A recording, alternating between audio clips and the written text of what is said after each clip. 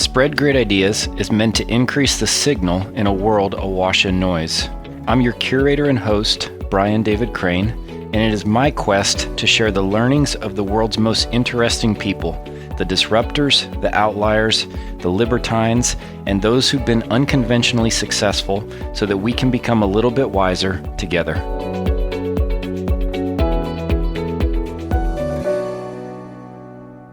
Hello everyone, I am James Swanwick from The James Swanwick Show, and this is... Brian David Crane from what show? Spread Great Ideas. There you go. We're actually co-hosting each other's podcast today.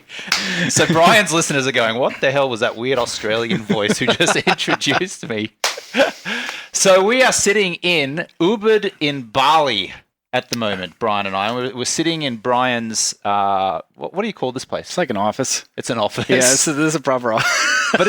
But it's really a villa. I mean, we're looking out of the window. It's about 4:07 in the afternoon, and there are paddy fields. I see a local Balinese man. There's what looks like palm trees. You have this beautiful waterfall or fountain and pool here. I mean, it's kind of like a paradise kind of scene we're in here at the moment. But let me introduce you to my listeners, and then you can introduce me to yours. I've kind of hijacked your Sweet, podcast please. already. Nope, yep. So, yeah, Brian David Crane has been a great mate of mine for probably about 7 or 8 years now, I think. And we met through a business mastermind group that we are in. And Brian likes to think of himself as an aspiring polymath, which is a word that I just discovered just before we hit record, actually. And that's someone who wants to be knowledgeable or is knowledgeable in multiple areas, and not just a jack of all trades, but someone who actually goes deep in those areas. Yeah. Is that right? And that's why I said aspiring, because I don't necessarily think I am. I just would like to be. I see. Yeah. Well, we'll let my listeners be the judge of that in a second. Sounds good. So Brian is actually very knowledgeable in history, philosophy, ethics, psychology, digital marketing. He's a digital entrepreneur. Lifestyle design. He's 37. He's from a small town in Tennessee, but now living between where we are now in Bali and a little bit in the States and a few months of the year in Europe as well. He's traveled to 40-something countries. He was a self-made millionaire by the age of 30 by launching e-commerce brands. He currently has a software company, a clothing company. His podcast, of course, if you're listening to his podcast now, is Spread Great Ideas. And he's kind of like the character Red in the movie Shawshank Redemption. He's kind of like the guy who knows how to get you things. You know the character played by Morgan Freeman and they're in the prison. Morgan Freeman is always the go-to guy when people want to like sneak things into the prison. And Tim Robbins, the actor? What's his name? Tim Robbins goes up and goes, I hear you're a man who knows how to get things. And he ends up getting him a Rita Hayworth poster and like a little rock hammer and things like that. You're that guy to me. You are Red. Because every time I come to Bali, I'm like, hey, I need a masseuse. You're like, yeah, go this guy. Hey, I need some green juice. Yeah, go here. Hey, I need to find a gym. Yeah, here. Hey, I need to go to a naked sauna. I know where one of those are. Yep. And today we're going to just be having a friendly chat, talking about a whole lot of things to do with lifestyle design, business. We'll throw in a little bit of controversy. We'll talk about Donald Trump. Yeah, relationships probably a little bit. Relationships a little bit. And I just couldn't be happier to be here in Bali with you, Brian, who's someone I've known for, like I said, 7 or 8 years. And this is going to be really fun. So there's my introduction to you. Are you going to intro me now? That was an amazing introduction. Yeah, it's going to be hard to follow on to that one. First and foremost, one of the reasons it's going to be hard to follow is because you were a SportsCenter anchor on ESPN. So you're used to presenting other people and you certainly have the tone of voice and the animation to do it. That was super impressive. James nowadays has a couple businesses, both centered around wellness and essentially making people feel better and be healthier. One is around how to quit alcohol. It's called 30-Day No Alcohol Challenge. The other one is Swanee Sleepwear. I think that name is correct. It's sleep glasses and other accessories that go along with ensuring somebody has a good night's sleep. Your journey into the States, you're originally born in Brisbane or outside of Brisbane in Australia, but have become a naturalized American citizen. Mm-hmm.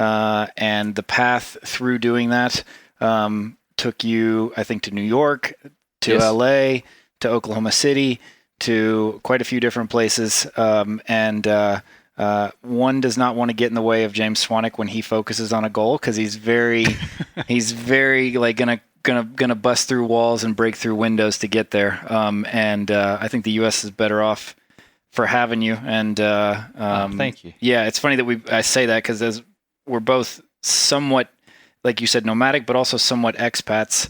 Because you're an expat of Australia, but also somewhat of an expat of the States, because you're not in the States year round either. And like you said, I'm not necessarily in the U.S. more than about 3 months out of the year. Yeah. And so while we've been here in Bali, like a couple of the things that we've touched on, I think people would find interesting. We talk a lot about relationships.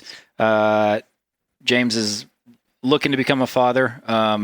Ubud, in one sense, is a living laboratory of relationships. One thing that I have noticed here is that I think if you picture AI and robots taking over and giving us so much free time, Ubud is somewhat like that, in that you have people who sit around with essentially no demands on their time, psychoanalyzing themselves and psychoanalyzing others, and looking at their feelings and unpacking things left and right. And so in one sense, that's an amazing phenomenon, but in another, I think you tend to see that without a bit of purpose, it can be very... It can lead into like just like a self-referential cycle that you never really break out of. I think you've met some people like that here as well, yeah? Yeah, you go down a rabbit hole of it's almost like narcissism, I would call it, because you become so self-obsessed that it's hard to get out of it. Yeah. And this environment here in Bali, and especially in Ubud, really fosters going inside and thinking about yourself. And I think also... when you're not here and you're elsewhere, like in the States or Australia, wherever you are, you do tend to numb yourself with other friends or Instagram or work. Whereas here, the idea is to disconnect from that. And so when you do disconnect from that and you stop doing the things that you were doing back in your other life, there's just you and your thoughts. And then this community here really fosters you being with your thoughts and going into workshops and not just thoughts, feelings as well, right? For sure. Which that's a beautiful thing. The challenge with it is that it's wrapped in spiritual jargon and spiritual lingo, which makes it very hard to say stop. There's like no point at which you go, you're acting tyrannical or you're being narcissistic, and so you need to quit doing this. Because in some sense, if you are working on yourself, or you are speaking your truth, or I'm trying to think of some of the phrases that I've heard here. How do you contradict that? And this is an open question to you, is like, how do you say, okay, I've had enough of this, or let me not make it self-referential. You've had enough of this, and now you need to go out into the world and actually put into effect some of the stuff that you've learned. Yeah, because you can just be a knowledge junkie, can't you? Like going from workshop to workshop and thinking that you're always broken, that you're naturally broken, and that you somehow have to fix yourself. Whereas I believe that none of us are really broken. We're just who we are, and we're looking at ways to make ourselves better. But a lot of the teachings here, I find, kind of reinforce this idea like there's something wrong with you, and you need to fix it. And not only is there something wrong with you, but it's something that happened when you were a child and that you didn't have any control over it. And so therefore it kind of perpetuates a victim mentality as well. Yeah. It can do. Yeah. I think it's too much of a generalization to say that it's all like that. I mean, 2 years ago, I had a bit of a meltdown, existential midlife crisis, I guess you would call it. It was exactly 2 years ago now. And stuff that I hadn't dealt with to do with my relationship, with family, like my mother and father and my brother, former romantic relationships, decisions I'd made, choices I made, it all kind of came to a head. And in about the space of about 8 weeks, I did a pretty famous self-development program named Landmark Forum. So I did Landmark Forum, which is the first level of it. Then I went straight into another self-development program 3 days later called ELC, Elevate Leadership Community. And I did that in... I did Landmark in New York City, and then I flew over to the West Coast and did ELC in Irvine, California. Then I went and did the advanced version of Landmark in Los Angeles, and then literally on the graduation night, I got an Uber back to Irvine to begin the advanced of the next program of ELC the next day. So I was like deep in it, and I was crying in front of people and doing these weird exercises where they're making me bang a pillow, and they're making me have fake conversations with my mother and father, and then it was brutal. Like, it was brutal, emotionally very draining. And I have to say, though, that as draining as that was, and it was hugely beneficial for me. Now I can say that 2 years later, because I did resolve childhood quote unquote trauma. I did in some areas. And it also opened me up to be not such a, I don't know if hard ass is the word, or I guess I wasn't particularly empathetic. I'm more empathetic now, and that's still an ongoing challenge that I have. So I have to say that process was terrific, and I also knew when to get out, because after those 4 seminars, I remember I went to the Air One supermarket in Venice Beach the next day, and I sat down. I was exhausted and drained, but I felt amazing, and I was like, I'm not doing any self-development for like 6 months or a year, and so that felt right. And what led you into that? Was there what happened right before the start of this these 4 classes, or these 4 seminars, or four events? Yeah, well, I think there was stuff that I'd been suppressing and not dealing with most of my adult life, and then around that time I ended a romantic relationship, and that was really the catalyst for going into deep despair, I guess. Now, I wouldn't say that I was, maybe deep despair is an exaggeration. I didn't, in hindsight, I don't feel like I was suffering from depression. I just got very, very sad. And I started questioning all of my life choices. Like, I should have married this woman back in the late 1990s, and I didn't. Now I've gone and traveled the world and been to 40 countries, and it was kind of like a sliding doors thing. What would my life have been? And I was 42 at the time, and so I was doubling 42 to make 84, and I was thinking, I'm probably halfway through life, and all of a sudden you start getting existential. Who am I? What is the point of all this? What am I doing? And then the relationship breakup, even though it wasn't devastating, it was a relationship breakup, but nevertheless, I did entertain the idea of having children with this woman. That ending kind of like fueled the fire, so to speak, to then all of a sudden face all of my issues that I hadn't been dealing with for many years. Have you ever experienced anything like that? Yeah. I've gone through dark nights of the soul. I mean, and I've done Landmark, not as much as you have. And through a couple of the other self-development courses I'd done, Source being the one that I remember the most, they do a lot of anger release therapy, which you talked about, hitting pillows. I still swear by that one. I don't know if it's the same modality, but even here at my villa,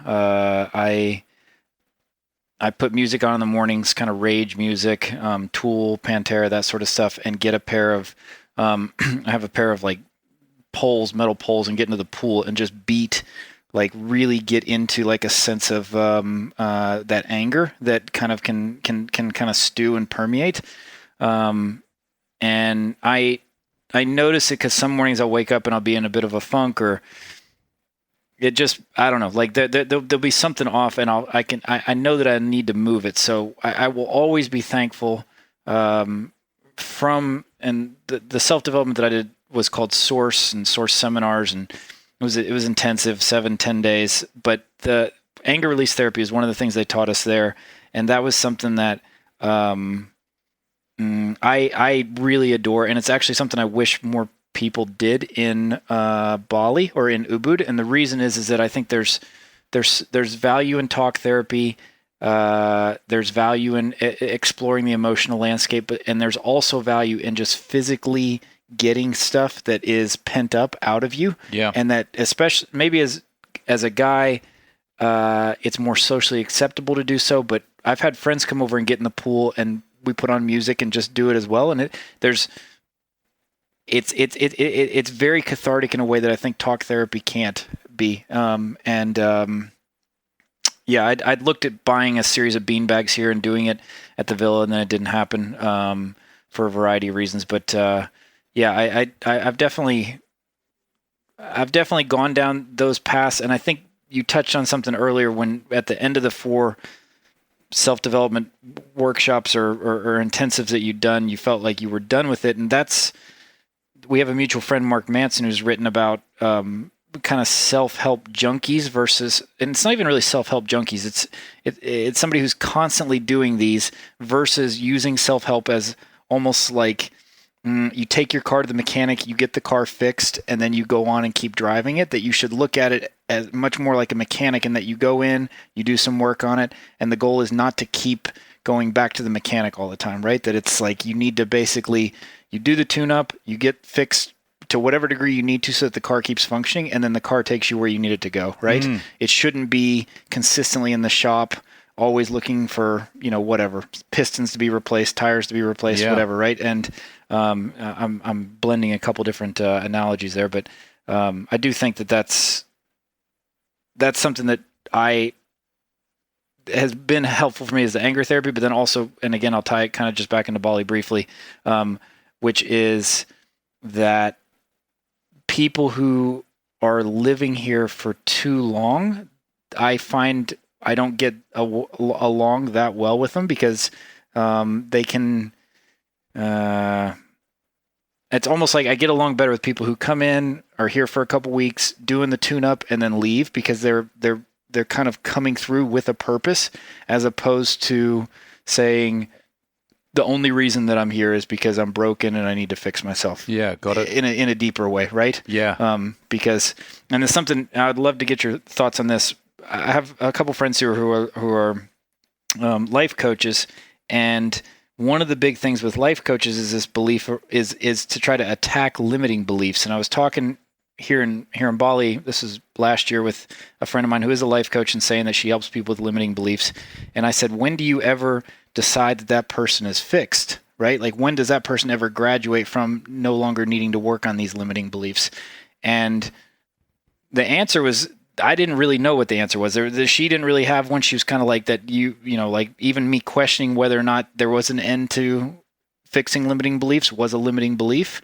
And I was like, but it's a bit of a sleight of hand, because it's like you never get out of this this circle, right? It's like impossible to ever say, okay, cool, you got what you needed to, now you need to go on with it, right? Yeah. And so one of the hacks that I've used when I've met people here, and when it comes to them being life coaches, is I tend to ask them, like, what is the format by which you coach people? And I had a friend of mine who said, I say to somebody, you've got 6 sessions, they buy the 6 sessions, and at the end of 6 sessions, either I've helped you or I haven't, but that's the amount of time you get with me. And I find that to be a much more honest way of dealing with people than much more where you get them into a coaching program that's seemingly never ending, and that you're convincing them that there's something deeply wrong with them consistently. And some people, there is some stuff that's consistently deeply wrong with them, but there's also the incentives are such that they don't ever want you to actually get out of being coached with them. And that ties back, and I'll circle this back around to something you and I were talking about at dinner the other night, which is you and I have both signed up for coaching programs that are either expensive or they're designed to have some negative penalties to get us to take action on things. Yeah. But we've both done it for a period of time to hit a particular goal, and then we've stopped them. That's right. Yeah. I mean, just to specify that, about in November of 2018, I enrolled in a program which charged $7,500 a month to be in, to specifically design to help online entrepreneurs like myself to design and sell high-ticket programs, which I do. I designed a high-ticket program for my quit alcohol business. It's called Project 90, and it helped about almost 100 people last year, and it cost thousands of dollars to do it. Now, I had that idea in my head for probably 2 years to build that program. Up until that point, I just had this standard program, which was the 30-day no alcohol challenge. It's $67. You go online, you buy it, you get 30 videos, $67, you're done, right? And that had been very successful over the years. But I had imagined this higher ticket, and by higher ticket, for those maybe listening who don't know what that means. It just means like a higher priced program, more intensive, more coaching, one-on-one. And so I launched this $5,000 program, and it did incredibly well last year in 2019. And the reason that I built it and I did it was because I was paying this $7,500 a month. Now, truth be known, I don't think I learned that much from the $7,500 business mastermind that I was in. Not much more than what I already knew, but the fact that I was paying the $7,500 every month and I knew what day my credit card was going to get hit every month, it spurred me into action. And so I wrote a landing page. I actually got a salesperson. I got a coach. I built the damn thing. I started selling it.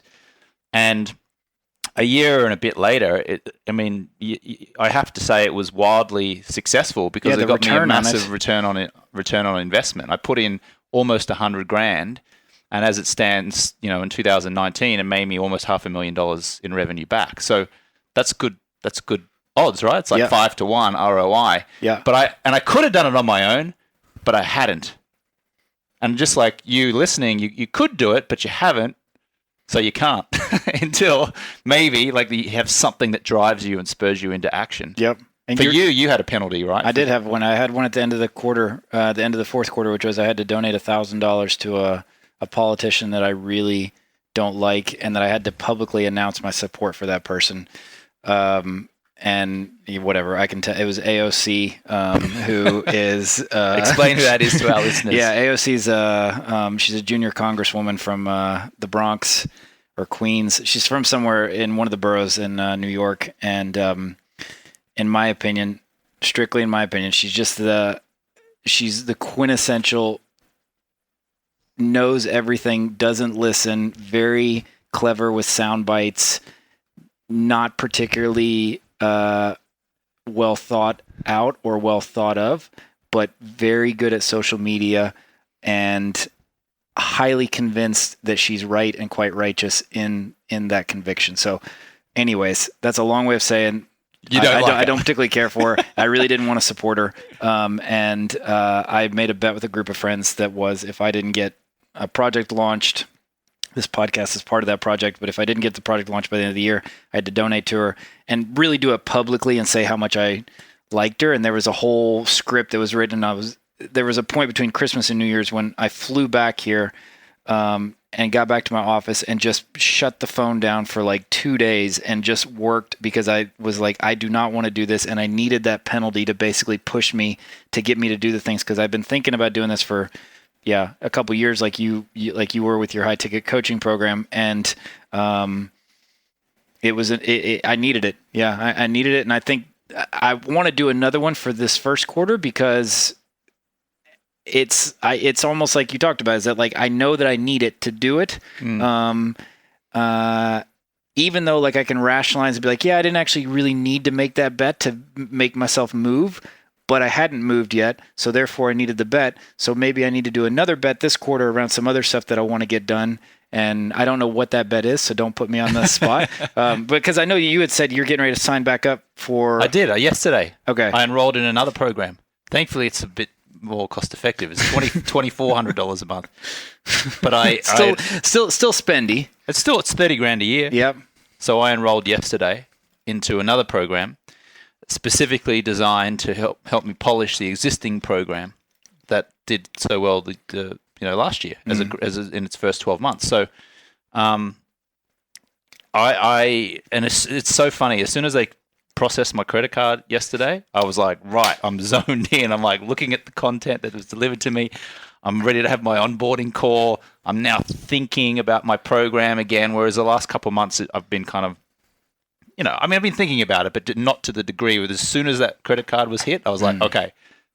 And I've always say this, it's a catchy little phrase, but when you pay attention. For sure. Yep. And likewise, and it's funny because human beings are either running towards pleasure or reward, or they're trying to avoid pain. And in your case with AOC, you're trying to avoid pain. Yep.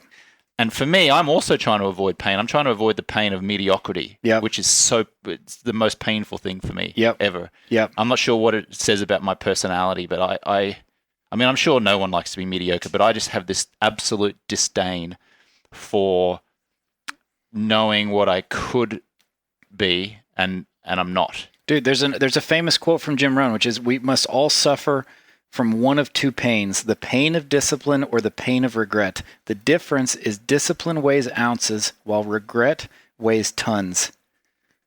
The difference is discipline weighs ounces while regret weighs tons. I love that quote, and it's exactly what you're talking about. Yeah.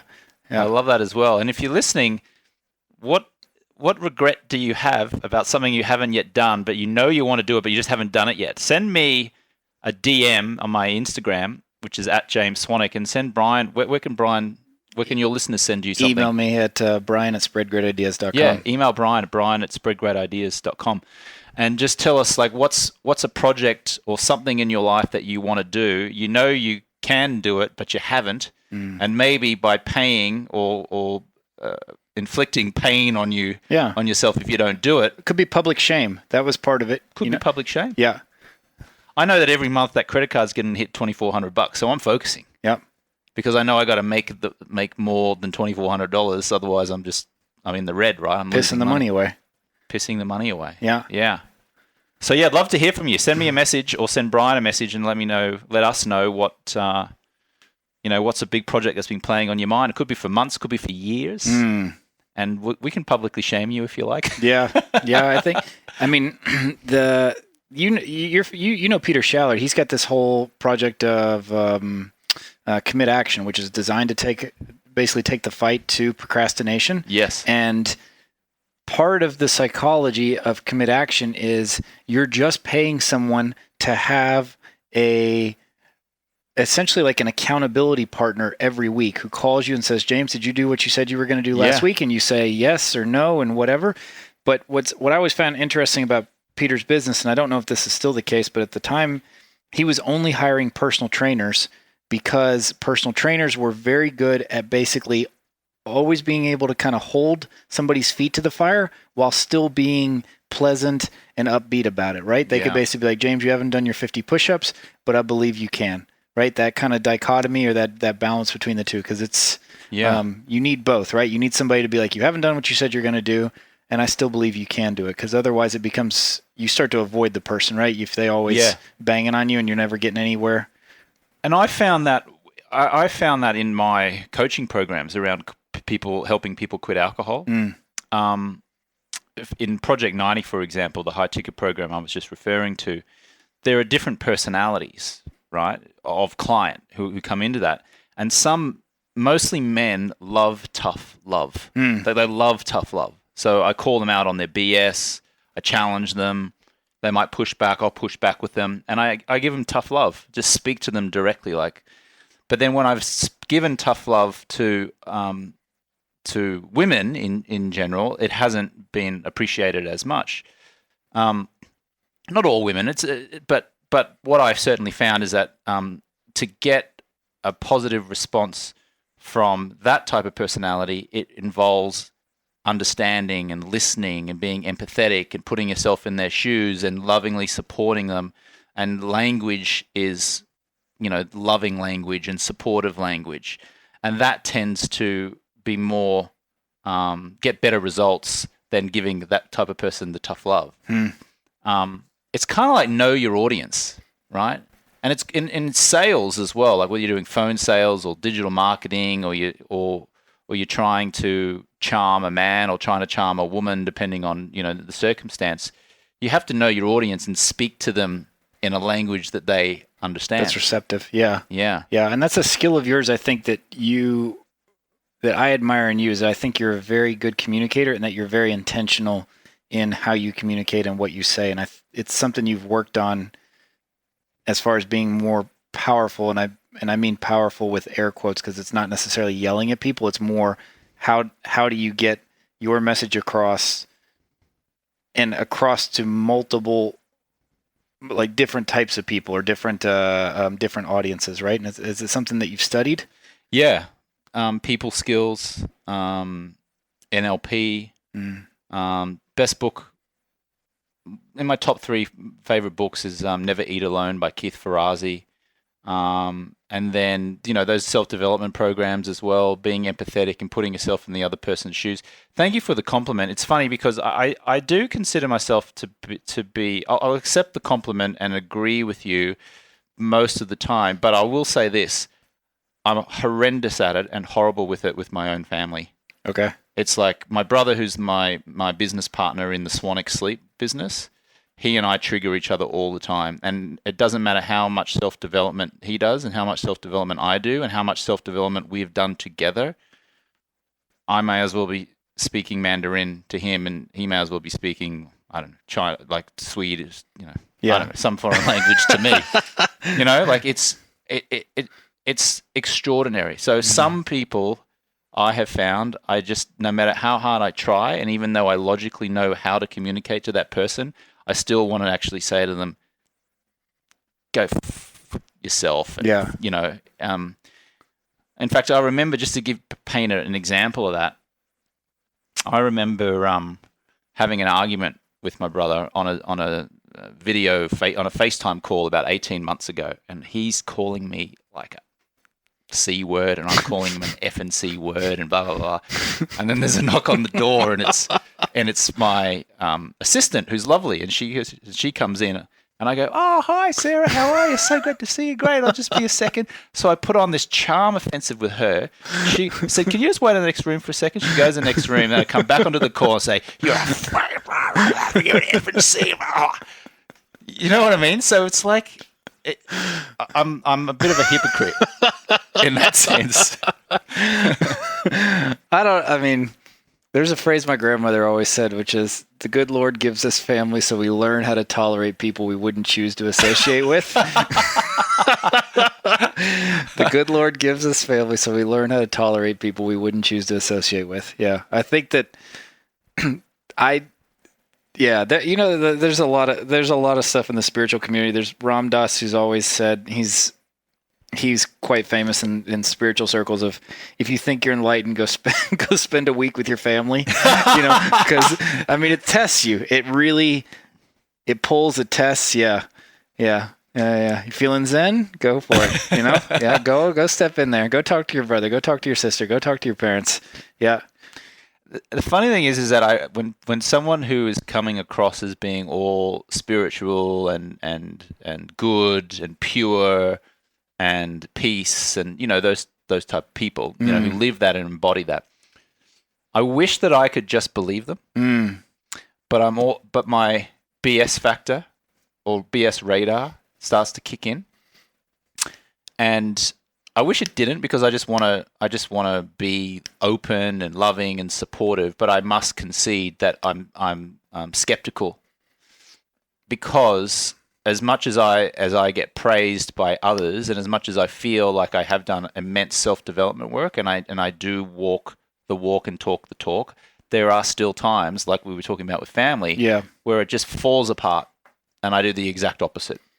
So I when someone's standing in front of me and telling me and almost like lecturing me with their, what I consider to be like pompous, holier than thou, pure kind of, whatever it is that they're talking about, I do get skeptical. I'll give you one example. I was in Byron Bay, which is a kind of like the Ubud, Bali equivalent in Australia, on the east coast of Australia, about 2 hours south of Brisbane in northern New South Wales.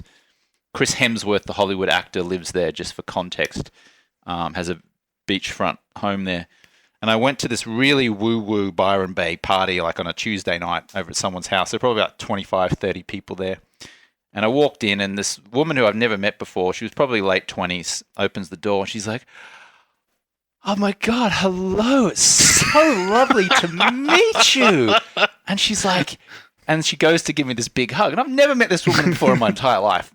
And so I hug her, and she holds me for like 5-7 seconds. That's a long time when you don't know someone. Yeah. When you don't know someone, and she's like, as she's holding me, she's like, right? Complete stranger. Dude, complete stranger. There's so much spiritual virtue signaling. That's what I call that, spiritual virtue signaling, right? Yeah. Sorry. Go ahead. Continue with the story. I didn't mean to cut you off. So I walked in, and most people were like this, which is Yeah. fine. That's their culture, and and I've done that before. I've hugged, but not for 5 seconds, and done a big, Anyway, about an hour and a half later, I'm in the kitchen with this woman, the woman who hugged me, and she was presenting herself as like this happiest person. Nothing could knock her off her perch. She'd done so much self-development work. She'd done all of the pure stuff. She does the breath work. She does the yoga. She's in Byron Bay. She eats well and all this lots of things to admire. Like really, lots of things to admire about this woman. And at the same time, I asked her this, what I thought was a seemingly innocuous question. And I said, "Oh, so what does upset you? Like on those rare times where you are upset, what or who triggers you?" And her whole face just went white. Her whole demeanor changed. Because the wall was breaking. Completely broke. Yeah. And I looked at her, I didn't say anything. I was like questioning myself, did I say something offensive? I wasn't sure. She said, probably I have a situation with my mother. I have a bit of a weird relationship with my mother. And then she started to speak like that. Like, so she went from like this joyous 9 out of 10 high energy, I'm a spiritual master, to in the space of 10 seconds, right in front of me, I perceived her to just be like crumbling at just the question that I asked her and her thinking about her mother and her relationship with her mother. And I was like, "Oh, I'm sorry I didn't I'm sorry I seemingly upset you." And she was like, "Oh, it's okay." And we spoke for another like 2 or 3 minutes, and then she exited the conversation, but with her like shoulders forward and almost like she was broken. It seemed to me like she was broken. Now, I share the story for 2 reasons. One, I don't like it. It felt bad. It felt good and it felt bad. I'll tell you why. It felt bad for me because this woman was such in high spirits and now she wasn't. And it felt good in an egotistical kind of way for me because it confirmed my suspicion. Yeah, the theory. That she really wasn't as happy and connected and spiritual and as possible. And I even now verbalizing this story back to you, I don't like it about my personality that in the moment I did get a level of satisfaction at kind of subconsciously calling her out on her BS. And then also it fuels my ego to know that my suspicion was correct. And I don't like that about my own personality. So I'm constantly in the inquiry in that as to why I got satisfaction from it and why I feel the need to be skeptical and why I can't just like observe and everything's fine and I'm just open and loving the whole time. Any thoughts on that? I think on this, the skepticism part is, to me, it's understandable because implicit in her behavior is she's saying that she's somehow better than you. That's implicit. She might not explicitly say it, but it's implicit in how she's carrying herself, and her languaging and the long hug and this sort of stuff. And obviously this is my own biases, but so that's implicit there. And so when you find out that that's actually not justified, that's quite redemptive in a way, in my opinion. And then the second thing, which I think is kind of a deeper thread, is maybe I think there's skepticism around, I'm skeptical around people who always claim to be happy because I just find it to be, I find that, I don't know, like that the range of emotions that people, the healthiest people that I know are ones who have essentially made peace with their darkness, who know it, understand it, can dance with it in a way that is healthy, let's say, and that don't let it consume them, but also don't pretend that it's not there, right? And so some of the, when I come across people, maybe like this woman that you're describing, it's, I don't know, there's like a tendency to want to say, does this person actually know their shadow, right? And not only do they know it, but are they, have they integrated it into their larger being, right? And when they haven't, I think there's a part of you and maybe a part of me as well, which is like kind of like wants to poke at that and say, this is something that you need to work on, right? Like this is not a healthy, because if you're going to present yourself as knowing more or being better than someone else, like you need to make sure you have your house in perfect order. And that actually, I'm paraphrasing because that's a line from Jordan Peterson's book, 12 Rules, which I think the sixth one is make sure your house is in perfect order before you criticize the world. Make sure your house is in perfect order before you criticize the world. And so that tendency to implicitly want to criticize the world, to implicitly want to criticize you because you're not as happy as this person or whatnot, and then you start testing and be like, okay, is your house actually in perfect order? Is your house actually in perfect order? And a lot of times it's not, right? And that's So you seem to be saying that me asking that question of that woman was justified. Yeah, I do think it was. Yeah. And it wasn't malicious, your question. No, it wasn't malicious. Yeah. But I do judge myself for the satisfaction that I got from my suspicion being confirmed. And so that's like what in watching her downfall. Seeing her downfall, like I said, like I was trying to articulate before, was I felt bad and I felt love for her, and at the same time, my ego was telling me it feels good to see her like that because it fed my own ego because my suspicion was correct. So I don't know. I struggle with it because I wear a bracelet around my left wrist. That's a my intention bracelet, and it says powerful. But I used to have one that said love, and so it's a reminder. I look at this word at the moment; it says powerful, and I'm like, I'm a powerful man, and I remind myself of that every day. And I'm an open man, and I remind myself of that every day. And I'm a loving man, and I remind myself of that every day. And yet my actions sometimes during the day don't square with that. Don't square with that. It's like my intent is to be powerful, open, and loving. And I think that I feel like I'm that way probably 80%, 90, maybe even 90% of the time, but it's the 10 to 20% of the time that I still haven't mastered yet or eradicated. But I think the distinction in what you just said right there is initially when you were looking at the bracelet, you said, I am a powerful man. And then you rephrased it slightly and said, I aspire to be a powerful man. And maybe the rephrase is actually more, I think it's more forgiving in a way, right? It also is more accurate because it is what you aspire to be. And I think if you don't affirm the truth, it's a very quick road to delusion, like deep delusion. Yeah. So, and that's part of, we can talk about The Secret and some of this stuff of like, people say like, they sit there and they basically, and I'm not accusing you of this, but they say I'm a millionaire, and then, they're not. But they affirm it, and they have this belief of if they embody that affirmation and feel it, that it will then come. And there's something I think deeply troubling about that psychologically, because it's not actually true. You're like telling yourself something that's not 100% true consistently. So by saying I aspire to be loving, or I aspire to be open, or I aspire to be powerful, that resonates more with me. Yeah.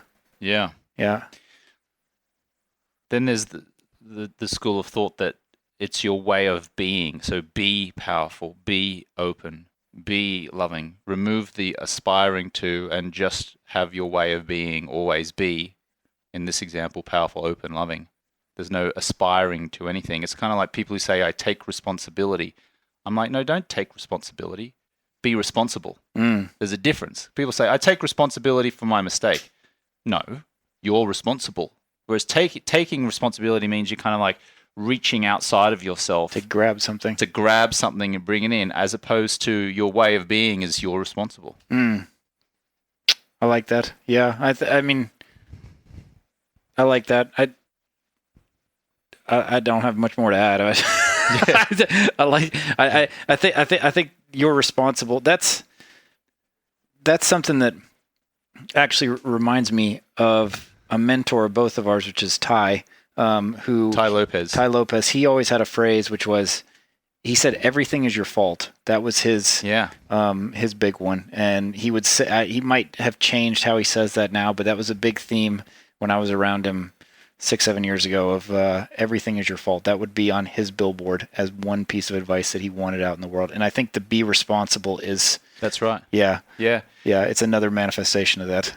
Gary Vaynerchuk, who's a famous social media influencer, his version is similar. He's like, he says that he lives his life like he is responsible for everything. The clouds in the sky today, he's responsible for. And so when he's doing it on that level, every little micro thing that's happening in his day, he's responsible for that. He feels powerful because of it, right? So if he's not hitting a revenue target in his company, and it was because someone in his staff messed up, he's still responsible because he hired the person in the company, right?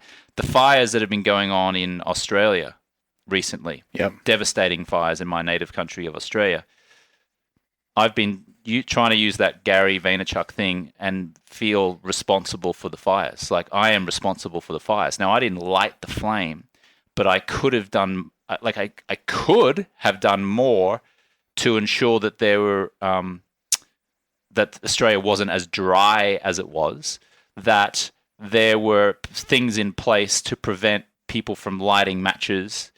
I could have donated ahead of time to the fire service people, but not waiting for a disaster to happen. I could have just proactively donated to the fire services in Australia so they were better manned and better equipped, and who then could have put these fires out on day one versus like 2 months they've been going on as we're recording this. So that's what I mean by like being 100% responsible, not just for your life, but for actually everything else that's going on in your life. In the recent news, there was the Iran issue where, Iran sent missiles and destroyed or damaged some US military bases in Iraq. I was thinking this morning, like, how am I responsible for that? And do you want to have a go at figuring out? Sure, yeah. How I might be responsible? I have no idea. You have no idea? Yeah. Well, I'm responsible because I am even if I wasn't a US citizen, but I am a US citizen, so I could have lobbied or done more on my social media or created an organization promoting peace in the world. I could have been more interested in politics. I could have somehow infiltrated the US political system and made a difference to affect, US foreign policy. I could have, created a kumbaya circle with a whole bunch of strategic people who are in that region and fostered peace. Like, there's all these things I could have done, right? And as unlikely as those things seem, because I was born in Australia, I was raised an Australian citizen, and it was only recently I became a naturalized US citizen. As unlikely as it seems that I could have influenced US policy overseas, I could have. Like, I could have. And that's where being 100% responsible comes in for me. I am responsible for the choices I make. If I buy something with plastic, if I buy a plastic container versus a glass container, then I am responsible for for climate change, for example, right? Like, you can play this game in an intricate way and going down a rabbit hole in infinity. But I like to think like that, because then when things are happening in my own life, it brings me back to I'm responsible for everything that I'm generating right now. By the look on your face, you disagree. Well, I got a couple thoughts. I think that the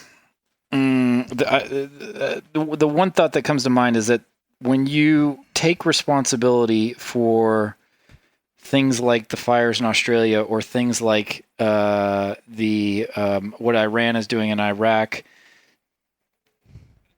and then you actually don't do anything about them. What the dangerous part there to me is that it allows a muscle to atrophy, which is that you actually can influence things, not just take responsibility for them, but can influence things that are very close around you, that are within your sphere of influence. So when you take a meta issue like the fires in Australia, it's it's so far outside of your ability to affect. You could argue that yes, you could have donated to the fire services. Yes, you could go back and maybe become a volunteer firefighter so that in the future this doesn't happen again or something.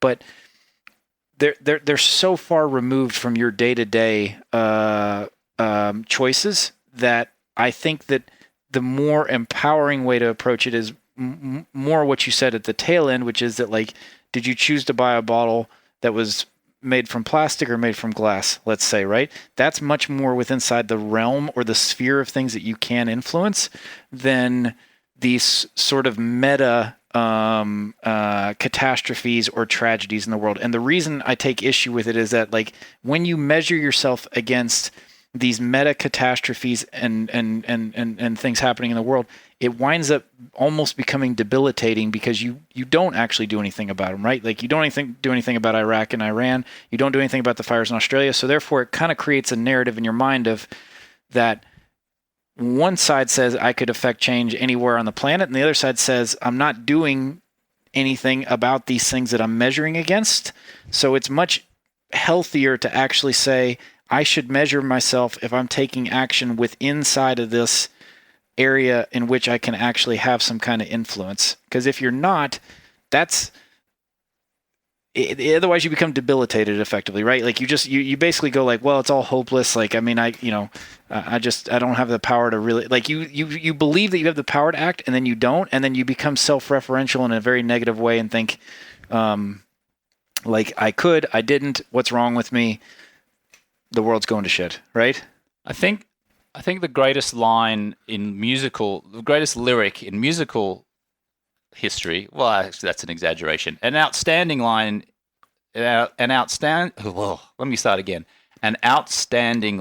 in a song is Michael Jackson's Man in the Mirror. And it's very simple. It's been used over and over and over again. If you want to make the world a better place, you got to look at yourself and make the change, right? I don't even think he wrote that song. I think it was R. Kelly. Isn't that crazy? Like, really? R. Kelly, I think, or maybe it was another song, but R. Kelly and Michael Jackson, two, musical geniuses who were both being accused of essentially pedophilia. Yeah. Right? Yeah. I think I was watching Surviving R. Kelly, and I know he wrote one of Michael Jackson's songs, the lyrics for it, and I think it was Man in the Mirror. I might be wrong. I'm sure a simple Google search will answer it. If you know the answer, send me a DM to my Instagram right now and tell me I'm either, James, you are completely wrong, shut the hell up, or James, you nailed it, well done. But anyway, coming back to the point, like, if you want to make the world a better place, you got to look at yourself and make the change. And so therefore, not to disagree with your disagreement of what I said, but doesn't that mean that I can influence US national policy by making the change myself? Like, I could have done stuff within my sphere, which then, if more people in that sphere kind of do more things, it somehow trickles to the White House and trickles to, international policy. But you can't control those other people. That's the rub, is that you can argue that you should think globally, but act locally. That's the rub. Think globally, act locally. But isn't that acting globally by thinking locally? No, act locally. Sorry, but isn't acting locally, doesn't that have the potential to affect change?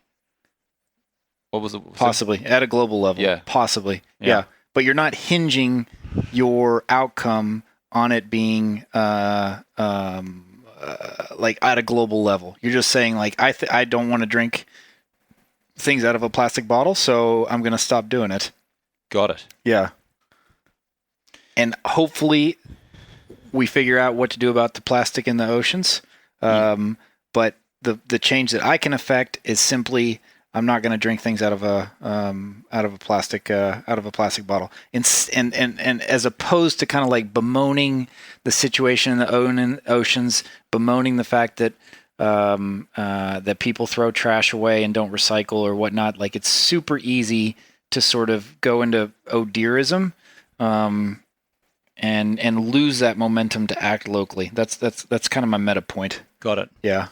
I actually found out while you were saying there, I just Googled it, and R. Kelly did not write that song, but he did write You Are Not Alone. From Michael Jackson? By Michael Jackson, okay. Yeah. So I got that wrong. So yeah, he wrote You Are Not Alone. Yeah. Yeah. Shall we talk about Trump? Let's talk about President Donald Trump.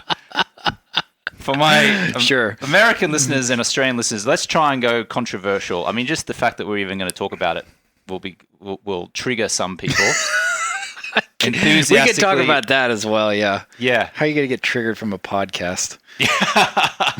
So let me kick it off. What do you think of Trump?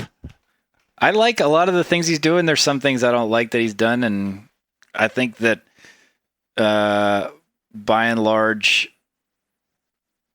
it's been interesting the fact that he has not been able to change the trajectory of things like the national debt, things like the size of the federal government, which he arguably was elected to do. That was part of his meta goal of, I'm going to drain the swamp and we're going to build this wall, right? And on both of those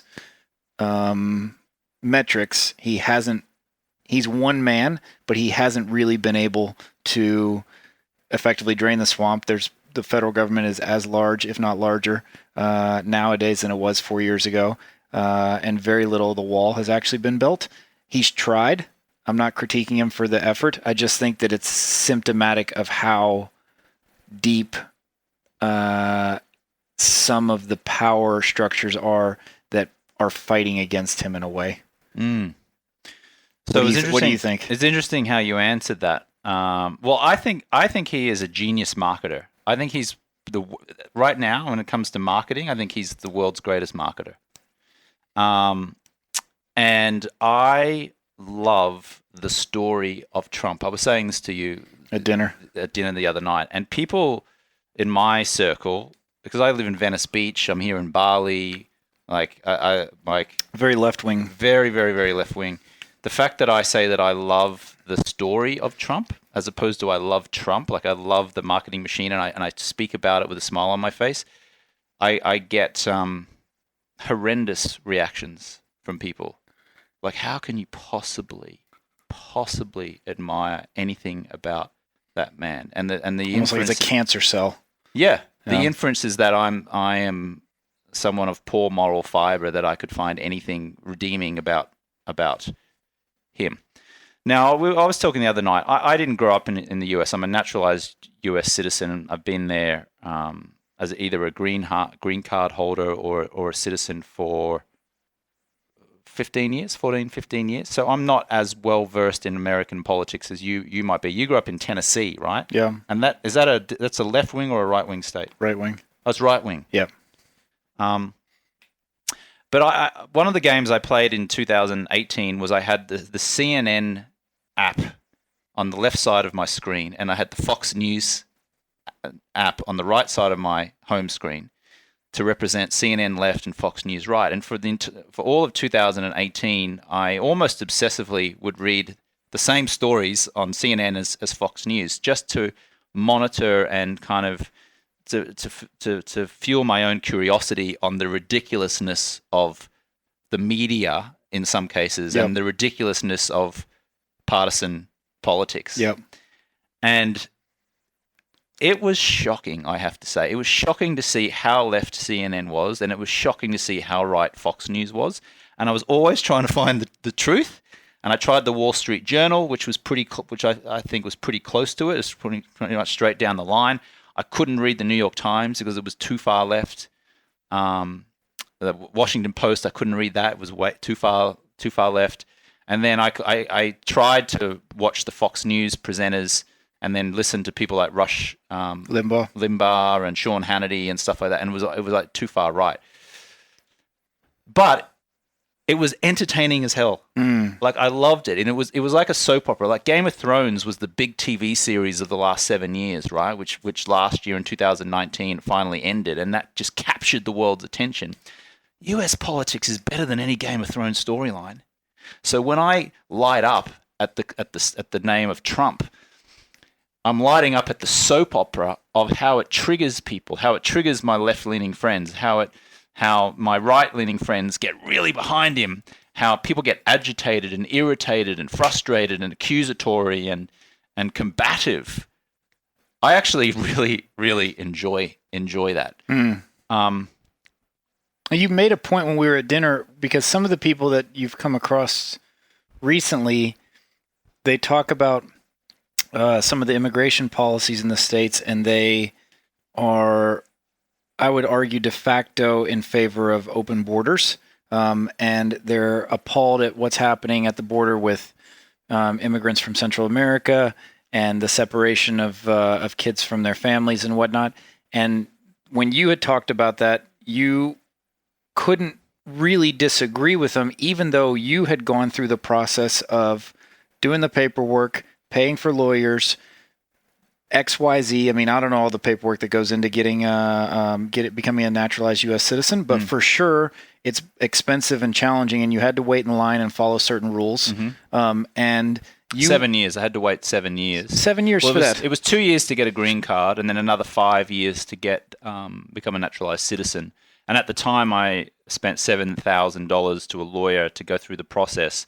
I think it's like double or 3 times that now, but this was 2000 and late 2000s. So yeah, and jump through hoops and paperwork and go meetings. through a background check. Go through. Yeah. I mean, all the somewhat of the what was upsetting to me was some of the arrogance of somebody looking you in the face and saying that you're ignorant in some form or fashion for supporting Trump or finding the story fascinating, and then also almost belittling the amount of time and energy it took for you to become a U.S. citizen, because in one sense they're looking at you and being like, you're a sucker. You should have never spent the time and energy to get this, to become a U.S. citizen, because in my mind, what you did was a waste of time, because I support policies over here that say these people who don't do the things that you've done deserve to basically get in front of you in this line, and that your efforts are moot, that they shouldn't really matter, right? And I think that's a really, to me, I think it's a really bad message. I mean, I grew up in Tennessee, but I had a lot of friends who were either naturalized American citizens, or they were on green cards, this kind of thing. And the amount of time and energy to get it done, it's no joke, right? Like it's a real process to go through. And personally, from a political level, I wish the U.S. had many more legal immigrants and was much more in favor of bringing in many more people. We need a lot of people to compete with the likes of China and India, but the same time, or maybe a precursor to that, is you have to deal with the problem of illegal immigration in the States, because illegal immigration in the States is implicitly saying we have a group of people who don't follow any of the rules. So and this is true especially in California, where if you don't wear a seatbelt, it's a $250 fine. If you don't recycle, or if you don't throw something away, or you walk on the beach with your dog, or your dog poos in somewhere where it's not supposed to, there's fines and regulations for every single thing. As a U.S. citizen or as a California resident, you are on the hook for those things if you have any money. But if you're here illegally, we don't care about any of those things, and we're not gonna prosecute you for them, and we're gonna look the other way, right? It's like such a double standard, and a really nefarious, like a really bad double standard, because it basically sets the context of the people who have money are going to get hosed by the state, in particular California, and the ones who don't, we're going to almost treat them like as if they're noble savages. We're going to treat them as if they've somehow sacrificed all of this, and that it's noble. And the noble savage myth is like such a pervasive one. It's part of the reason why these like homeless people, they don't want to move them out of LA or San Francisco, is because they treat them like they're noble savages. And it goes into this, like, there's reasons why people don't want to be living next to homeless encampments, right? They don't want to see people pooping on the street. They don't want to see them shooting up drugs. And if you have kids, or you have a family, or you have somebody you care about, and you don't want them walking by these people, and yet you can't, in polite company nowadays, basically say, like, this is a problem and these people shouldn't be here, right? And Trump, for better or worse, man, he says the stuff that everyone thinks and doesn't want to say publicly, right? He goes right out there. He puts it out in very crude and blunt language, but a lot of times people are like, finally somebody said this thing, right? Like the whole, and that's what I think is so redemptive about him in some senses. People go, this guy talks like I talk. This guy thinks what I think. And he's not ashamed of it, and he's tired of being belittled and bullied about it. Well, somewhere between 49 and 51% of the US population feels that way. Yeah. Right? Yeah. but then 49 to 51% of the population feels the exact opposite. I don't know if they feel that. I think like Trump is not as. I don't think he's so bipolar, like love hate. I think there's a lot of gray in between. What I think, in my opinion, what I see is that like he at the ends, he's like very much a lightning rod. When you have somebody who really likes him, they are deeply passionate about him. When you have somebody who dislikes him, they are deeply dissatisfied with him. But then you meet a lot of people in the middle who are. They like some things he does. They dislike some other things, and he's not quite as polarizing. But I think in circles where when he's, and this is one of the reasons that I actually like being outside the States, is that you're not inundated with politics. It doesn't touch every single thing. It doesn't come up in every conversation. And you had said this sometimes in Venice, is that literally you'll be out with friends, you'll be having a great time, and then they'll bring up politics. And it's like, it's always kind of beneath the surface. It's always this sort of third rail that is looming. And when I go back, a lot of times, there's TV screens everywhere. There's news like constantly. It's kind of infotainment news, like in the gym, whatnot. There's just constant like pushed at you. And I think that helps contribute to the polarization, honestly, is because like people are constantly fed it, right? Like, are you for or against? Are you for or against? Black, white, red, blue? Which team you on, right? Khaleesi or Jon Snow? I don't know who those people are. Yeah, sorry. Yeah, I should know that, but yeah. Are you for the North or are you for King's Landing? Game of Thrones fans will know what that means. It's binary, right? It's reductionist and it's binary, and that's a really bad way to.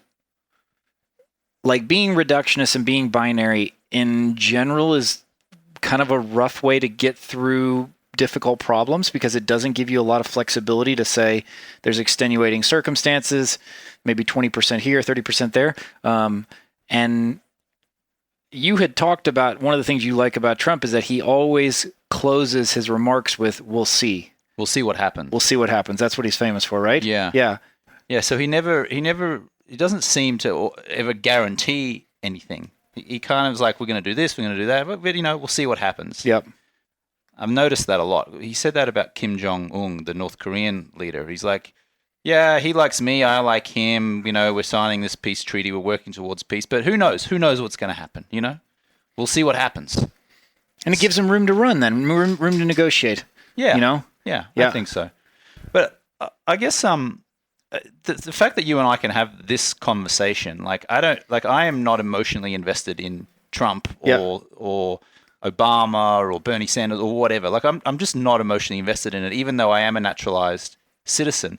But I am invested in the story of how partisan it is and how black and white it is. It's just such a fascinating study of human nature, I think. That's what I find fascinating. And so... Yeah, but do you see the same amount of polarization in Australia? No. Okay. No. And in Australia, growing up, people hardly even talked about their politics. In fact, I remember when I first moved to Los Angeles in 2002, at the end of 2002, I was at a party and I was shocked that everyone at the party was all just like, F Bush and blah, blah, blah, blah. And I was like, whoa, people are talking about politics here. That's so peculiar. And so the first 9 or 10, 11 months I was in LA, it was just all left Democrat talking, and it was so surprising that people even shared their politics.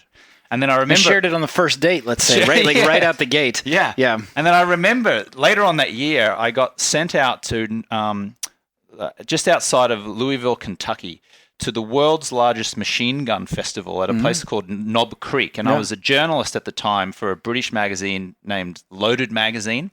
And they sent me out there to go and do a 2-day story on what it was like to be at a machine gun festival. And I remember walking in there and everyone was wearing Bush Cheney shirts and caps and things like that. And I'll never forget this woman who was there. She was like kind of like supervising this machine gun that I was about to fire at a disused truck or car that was on the field. Filled with tannerite, ready to blow up. Yeah. And I was like, oh, when do I do this? She goes, oh, we've just got to wait for those Orientals over there to finish. There were a couple of Asian people over there. Yeah. I was like, Orientals? That sounds really racist. Yeah. And it was like, whoa, I'm like in the complete opposite of where I was at the time in Hermosa Beach, California. Yeah. In LA, I'm like, I'm not in, what is it? Not in, where is it anymore? What's the sign from The Wizard of Oz? Kansas. I'm not in Kansas anymore. Yeah. And that was like just incredible that for 8-9 months I'd been in the blue state of California. And then for 2 days I was in this red state where people were like Bush Cheney and describing Asians as Orientals. That was when I really realized that America is just, it's like the coastline or left-leaning Democrat thinking. And then there's everything in the middle, which is the flyover country. Yeah. Yeah. As it's disparagingly called, As it's disparagingly called. Yeah, it's not like that's a loving term for this area. It's like, no, it's just the distance we need to travel over so we get back and forth between LA, New York, and San Francisco. Yeah. Yeah. But what I find interesting about you, Brian, is that you would you just, I mean, if you care to share what your political leanings are, I don't think you're either left or right. You described yourself as I'm libertarian. Libertarian. Yeah, that would be. So could you explain what a libertarian is or believes? Yeah. So effectively, when I say libertarian, what I mean is that economically, I'm a capitalist. I believe in free markets and free people, and then socially, I'm quite liberal. And I'm effectively like a classic liberal. So, and when I say socially I'm liberal, it means that I don't want the state telling you what you can and can't put into your body, who you can and can't associate with, what you can and cannot say, those sort of things. Like I effectively say that state power should not be used for those things. We shouldn't have a drug war. We shouldn't have effectively like your body is your own personal sovereignty, and what you do with it is up to you. Now you have that right, in my opinion, and along with it comes quite a bit of responsibility, which is you need to take responsibility for what happens, or you need to be responsible for what happens to your body. If you decide to do heroin, if you decide to do cocaine, like there's going to be consequences, and you need to be willing to bear the consequences of those decisions. But yeah, I don't really identify. I certainly don't identify as a Republican or as a Democrat.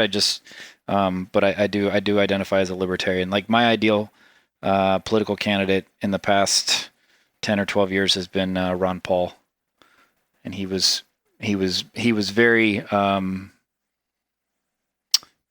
much in favor of the decentralization of power, which is the core theme. Is effectively is that like Washington D.C. has become almost like the capital city in the Hunger Games.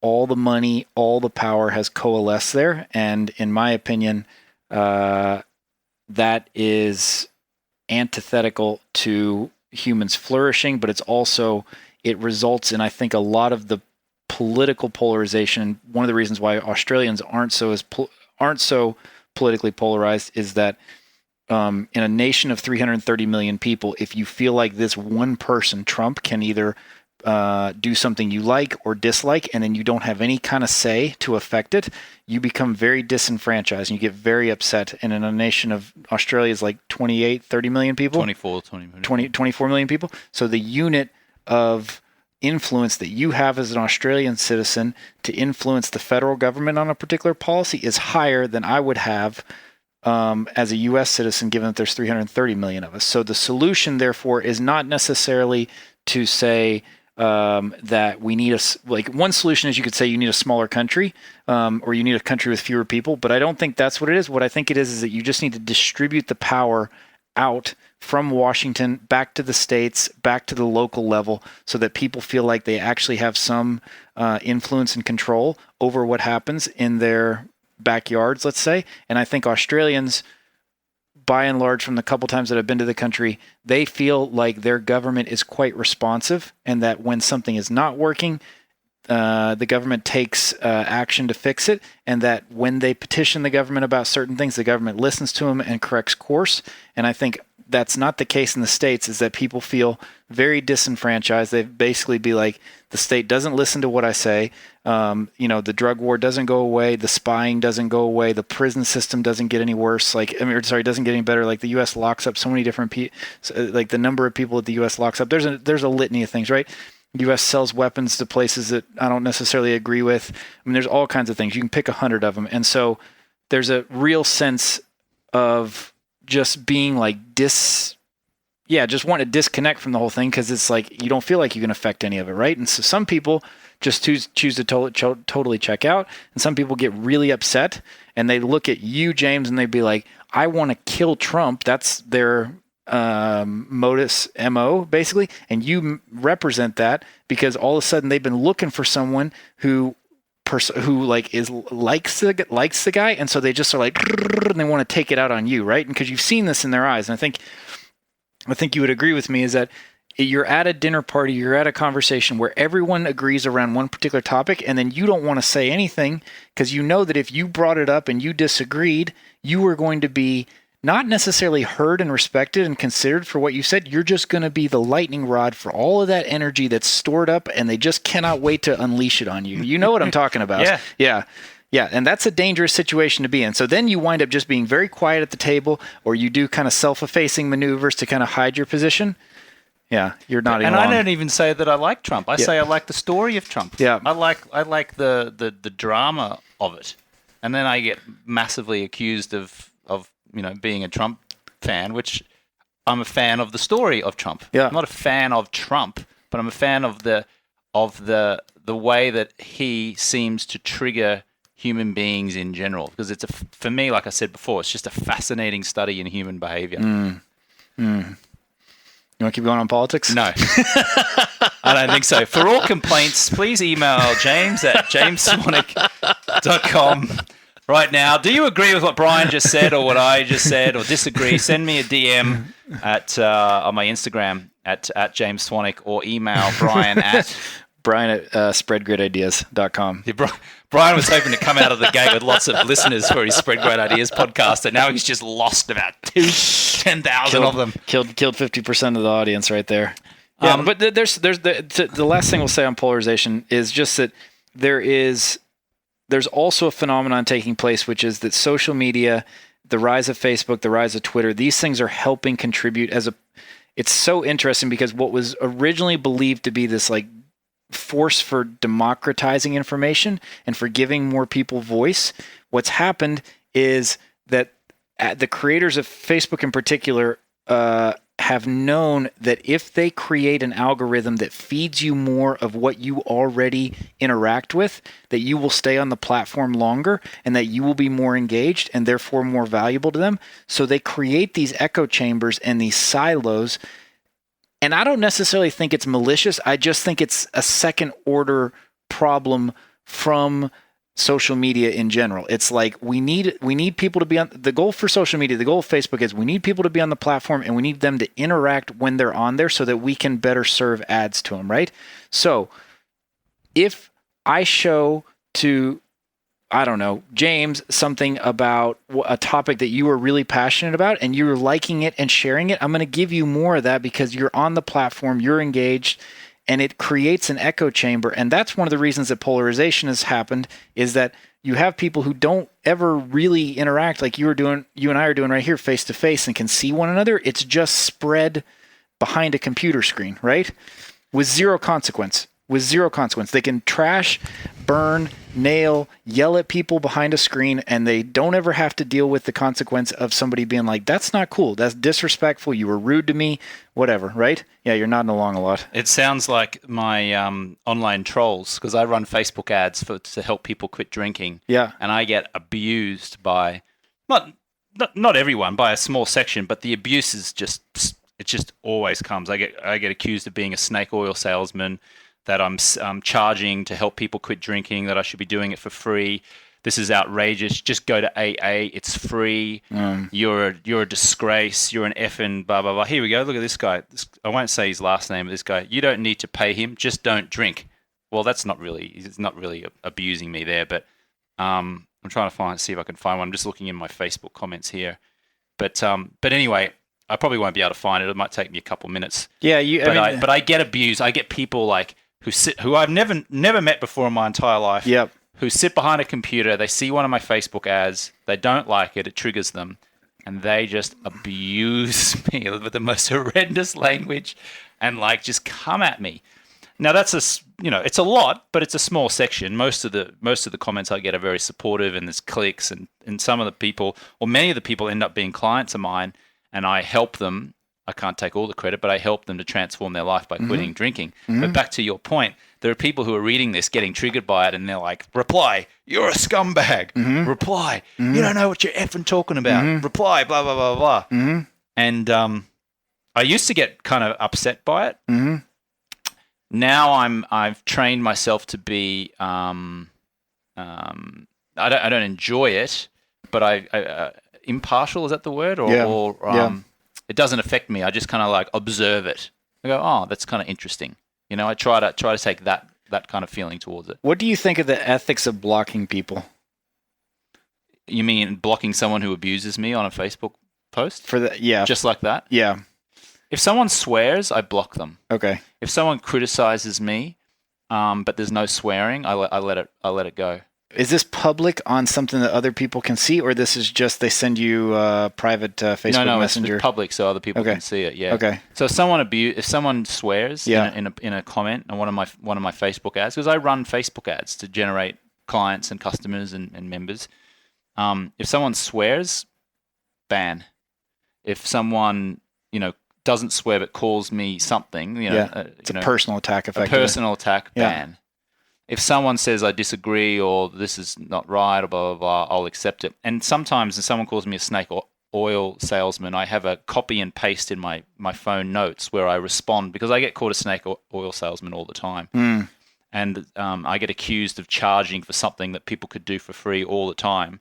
And when that happens, I just go into the notes app in my phone and I type in trolls.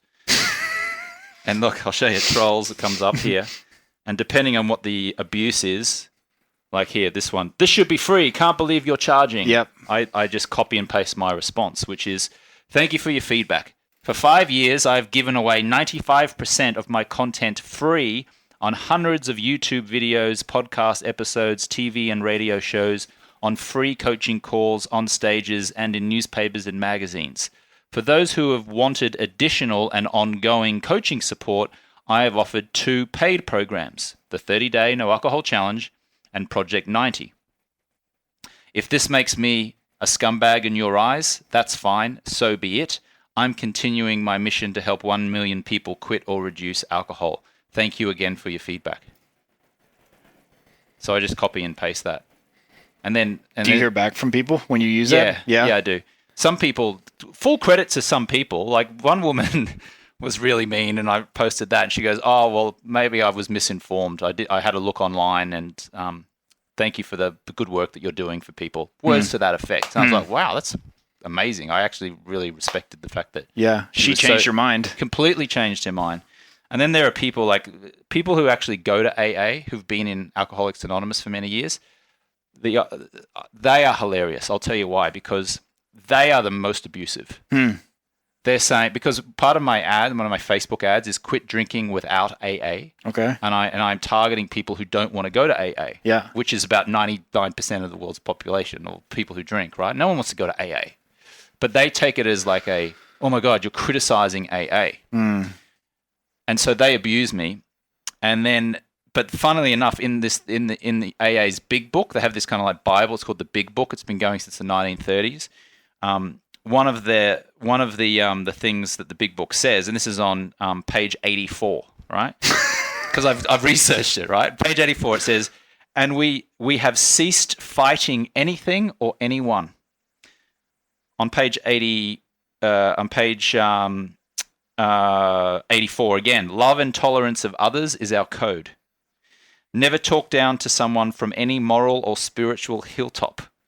And so I post these things to them. And also, an AA spokesperson said online in a New York Times article about 3 years ago, said, "The AA fellowship does not develop or offer opinions on any other organization, cause, treatment, medications, legislation, housing, sober bars, non-alcoholic beverages, or the alcohol industry. That was what a spokesperson said. So then I post that comment, and then I say, curious why you're therefore publicly offering a critical opinion on my program, which helps people reduce or quit drinking. AA's culture seems to promote friendly, supportive, inclusive, open-minded, and positive discussion, yet your message seems to me to be hostile, accusatory, and negative. So I just, put that out there. So I think that ties what you're experiencing with people who are in AA ties in with the polarization, which is, and you and I talked about this at dinner previously, which is that, like, I think Americans in particular are looking for a cause to align themselves with deep down. And I think that I want to hear your thoughts on this, because I think that there's that Americans as a culture is like deeply disturbed about let's call it the death of God, like that in a post-religious world or in a post-religious society, what fills that vacuum? And I think Americans probably by and large have a more they're like more keen to they're more keen to, they're like more religious in a way than maybe Australians are, and from what I've seen. And so as a result of that sort of natural tendency to be religious, when you take away the Judeo-Christian framework and instead you replace it with AA, you replace it with climate change, you replace it with politics, like people become hyper attached to it. And the way that they talk about it is almost in religious terms. And you and I were at another dinner the other night, and a friend of ours was talking about climate change, and the way that he described his belief in climate change, it was a religious conversion. It was like, I saw the light in my early 20s. I started to read about it as if he'd gotten a hold of the good book, or whatever the book is called, the big book in AA. And all of a sudden the world had been revealed to him, and he had his mission and what he was aligned for and where he was going. And it was very religious, a lot of the language that he used. And I think if you ask him if he considers himself religious, he'd probably be like, I'm not religious. I think that organized religions have something negative to say about it. And then you look at like how he treats climate change, it's very religious in a way, or how somebody treats politics, whether it's like red team, blue team, or whatever. Like, it's very religious in a way. It's almost like Catholics and Protestants in Ireland during the Troubles, or any other kind of like sectarian group where you basically be like, I just dislike this person because they have this. Yankees, Red Sox in a baseball analogy. Yeah. Tottenham Hotspur and Arsenal Football Club in English soccer. Celtic, Rangers. Yeah. Yeah. Yeah. That tribalism. That's a good word for it. Yeah, tribalism. Yeah. But you're saying it's tribalism in the absence of religious fervor. Yeah, I do think so. Yeah. So religion has fallen by the wayside, and so people still feel a sense to belong to a tribe, and so they're looking for a sense of identity. Yeah. As you were saying that, I was thinking I must be religious too. Like, I'm not religious in the true sense of the what we know religion to mean, but in the analogy that you were putting forward, I'm religious about the lifestyle that I lead. Like, I'm religious about being an entrepreneur and generating my own money and wealth in entrepreneurial endeavors rather than having a boss or having a job, So I'm very black and white on that. Like, I've had a job, and now I've been an entrepreneur, and I like to live my life traveling the world and being in different places and having a location-independent business. And that type of lifestyle, I feel like, quote unquote, religious about. Did you read a book that was the come to Jesus moment? 4-Hour Workweek by Tim Ferriss was the first time that I realized it was possible. And because of that book, I went to Buenos Aires, Argentina, at the end of 2009, because Tim Ferriss always spoke about living in Buenos Aires. And when I was there, I kind of practiced what he spoke about in the book. And tango dancing. I did tango dancing. Yeah. Took Spanish lessons and everything. And so, 10 years later, decade later, 10 and a half years later, I'm living that lifestyle. So that was the catalyst. And now I believe in e-commerce, because you've got e-commerce businesses and I have e-commerce businesses, and I don't want to say never, but I can't see a time where I'm going to build a location-based business at all, because I'd like to be nomadic and travel and have that location flexibility. And so I guess you could say I'm religious about that. Yeah, I think yeah. I don't know if that would be at the because it's there's no vitriol to it. Is that what you mean? Yeah, There's if it's like dogmatic for you, because if somebody is not entrepreneurial, you don't dislike them. Oh, you're right. Okay. You know, like that could be your code. That could be like what you orient yourself, your true north in a way, but it's not. You're quite right. It's not really combative in a nasty, vicious kind of way, or like there's no opposing tribe where you're like fighting about it. It's like because that this person is morally wrong, right? Or that there's something. Yeah, you're right. Yeah. And thanks for calling me out. I don't. Yeah. I mean, sure. Good coaching. I should hire you to be one of my coaches. Hey, you want a job? No, I have enough stuff to do. Thank you. Yeah. Like plus you've got a lot of. You've got a lot of access to a lot of like pretty amazing people who can. Who are you working with? You were working with a dating coach for quite a while, who you told me a lot about, and how it's a female, right? It's a woman. Yeah. And she was working with you on languaging and how you phrase things. Yeah. Lynn Sheridan is her name. She spoke at my Maximum Life Summit, which is my conference, my annual conference in Venice Beach. And she's actually speaking at the next one. It's March 26th through 28th at the Hotel Irwin, and putting a little plug in here. Sure. At the Hotel Irwin in Venice Beach. If you'd like to come to the Maximum Life Summit, go to jamesswanwick.com/live event. We should have put like some music at either side of that to make people realize that it was a commercial. Ta-da! Yeah. But yeah, Lynn Sheridan, she's been in relationship and counseling, like coaching people, for 30-something years. Studied at Dr. John Gottman. John Gottman's probably the world's most famous relationship coach, Gottman Institute, he and his wife. Yeah. She I hired her at the referral of a friend of mine, a guy called George Bryant, about a year and a half ago. And on average, I probably speak to her once every 3 or 4 weeks. And on a one-on-one call. Yeah. And it's been hugely beneficial to me in how I relate to women, and how I relate to colleagues, and how I relate to family, even though I still want to tell my brother to F off half the time. Like it's now not all the time. Yeah. Yeah. So yeah, I'm a massive believer in hiring coaches and working with coaches. Same thing. If you pay a coach, you pay attention, right? Yeah. Because stuff that she's been teaching me, I could have read in a book. Or I could have watched on YouTube. But the mere fact that she's telling me and I'm paying for her time, I value it a lot more, and so I take the action. Me too. Yeah. I mean I think that when people critique you online about that people can just quit drinking for free, they don't need to pay for it. There is. And I don't know the psychological literature off the top of my head, but there's science behind that. You literally pay attention to what it is that you pay for. There's a phenomenon, and I don't remember what the name of it is, but And I'm also go ahead. I was just going to say that there's a psychological issue that when one makes an investment, one is more inclined to keep one's commitment to that investment.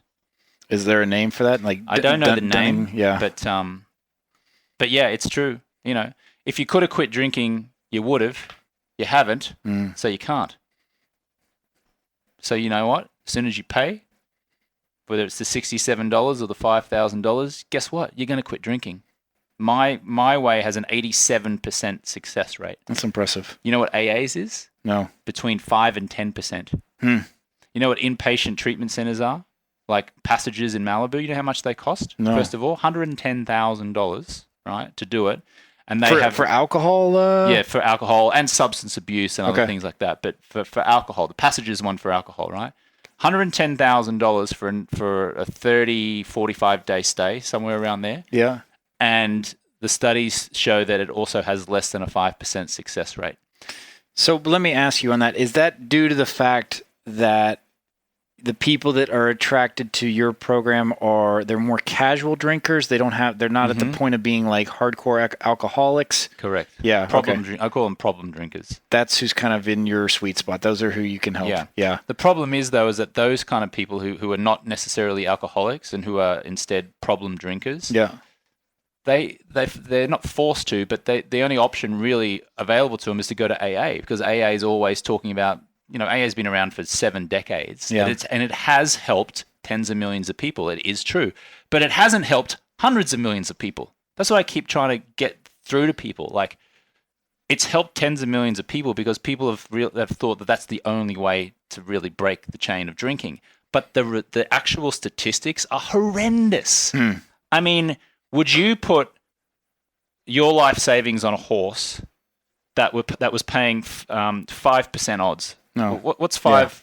Yeah. You know what I mean? Like, you got 5 chances out of 100 that horse is going to win. You're going to win. Why would you do that? Why do you go there and spend your time? And not only that, bringing this full circle back to the beginning of the conversation, they tell you that you're a victim. It keeps you stuck in victimhood. It keeps you stuck in being broken. It tells you that you have to surrender to a higher power and that you are powerless over this disease that you have. And I call BS on it for most people, not for some people, because some people do have a chemical dependency on it, but for most people I call BS. And what I try to do with my programs is make it fun and aspirational. You're not broken. You're actually a peak performer. You just have this thing, attractively packaged poison, which we call alcohol, in the way of you performing at your peak. And so I help you remove that in a fun, aspirational way versus, oh my God, I'm broken. I can't believe I have to quit. I must quit. My life is so terrible. I don't relate to that at all. I relate to, like, what do we get to create in your life over the next 3 months by being alcohol free? I'm going to show you how to do it, and we're going to do it in a really loving, supportive, fun, challenging kind of way. That's the difference. Yeah. And I'll tell you why I have an 87% success rate. Part of the reason is because you pay. You pay for it. Guess what? AA is free and has a 5 to 10% success rate. Mine costs a lot of money if you do the $5,000 program and has an 87% success rate. That's all you got to say, but people still want to push back on that. So have you tried a similar methodology with something like smoking or with another It works. Another vice that people want to kick. It works for other vices. I just happened to quit drinking, and that's the topic that I focused on. At some point, probably when I, publicly shame myself that if I don't do it, I have to pay something. I will actually create it as something to get off smoking or porn or shopping or love addiction. Yeah. Or anything that people are addicted to. That's just a breaking of habits. Yeah. That's one of the things that I like in Ubud is that it's culturally not really acceptable to drink. Yeah, isn't it? Yeah, it's very much, and I think that's part of what you do in 30 Day No Alcohol Challenge is you create a support group around people, and you basically like there's other people who are doing this along with you, and in one sense, and maybe not a great analogy, but in one sense, Ubud is a bit like that because it's as if you say, everyone else around you is not drinking. They're drinking green juice, they're drinking coconut water. So you socially are either well contained to not drink, or you're socially ostracized if you do drink. If you show up to an event and you're drunk, people are like, that's not really the code of ethics for this place, right? And so, I think that's partially what you're doing with your program and your group is that you are creating it's a community of like-minded people. Yeah. It's funny you were saying here. I was imagining me going out to the local restaurant just up the road from where we are now, Alchemy, and walking in with a cigarette in my mouth and eating a Kit Kat or eating out a bag of crisps. I mean, I would just be ostracized. Yeah. People would look at me going, "What the hell is that guy doing?" Yet in other areas of the US, that's completely the norm. Everywhere in the world, completely the norm. So, it's creating a supportive community of like-minded people. In fact, Charles C. Duhigg wrote the New York Times best-selling book, Habit. And he said that change occurs amongst other people. So you try to change on your own using brute willpower, setting yourself up for failure. But if you try to change in a group of like-minded people who are encouraging, supporting, and who are like-minded like you in the same journey, that's when change becomes possible. Yeah. So it's pretty powerful. We've been talking a while. Yeah, maybe we end on that note. That was a powerful one to stop at. Okay. Yeah. I like it. Thank you, Brian. I've Thank appreciated you, having this conversation very much. Definitely. It's been a lot of fun. Like I said before, if you'd like to direct some complaints about the Trump conversation, please email james@jamesswanwick.com or send me a DM at James Swanwick or Brian's email address. Brian at spreadgreatideas.com. And you can swear and send us vulgarities. We can't actually block you. Oh, actually, we can block you on Instagram, but if you send me an email, I guess I can block someone on email as well, can't I? Yeah, you can set up a filter afterwards to just delete it. But not, yeah. But I don't know if you would get so angry emails as you would publicly. I think there's something about doing it publicly on social media that people feel enjoy. like they can abuse you more. Yeah, that's interesting. In some sense. Maybe, I don't know. Maybe I'm wrong about that. But yeah, so just to close, I think one thing is, James, you're just restarting your podcast. I'm getting mine off the ground. If you do like these podcasts, please go leave us reviews. Yeah, on our respective platforms. So on iTunes or on Google Play or Spotify. I don't know if you can actually leave a review on Spotify, but yeah, to my listeners, Brian's podcast is the Spread Great Ideas podcast. So it would mean the world to me if you found it in iTunes and subscribed. And then whatever you write as a review for this episode on my podcast, maybe just copy and paste it and go and put it on the same in Brian's as well. That would mean the world to me. Thank you. Thank you. That'd be Thank sweet. you so much. Yeah. And from Ubud, Bali, Indonesia. Let's go and get a packet of Marlboro Lights and some Doritos chips and walk into Alchemy now, shall we? With a Make America Great cap on. See you later. We'll see you on the next one. Hi again, folks. If you enjoyed that show, would you please go leave a review in iTunes or whichever platform you're listening to this podcast on? That would help us immensely. Also, tell your friends, tell your family. If you didn't like the show, if you got feedback about it, please send an email to podcast@spreadgreatideas.com. Would love to hear from you. Again, if you liked it, please help us out by spreading the word. If you didn't like it, let us know what we can do to improve it. Thanks a lot, and see you on the next one.